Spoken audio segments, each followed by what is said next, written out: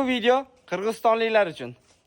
Qirg'izistonda O'sh, Jalolobod, O'zgen, Batken, Bishkek polniy aloqaga chiqsanglar bo'ladi.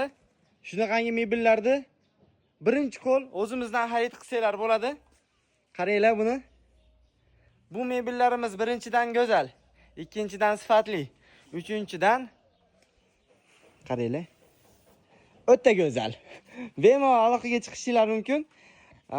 Uchinchidan bularni prujinadan qilganmiz. Polnusi sasna yog'och.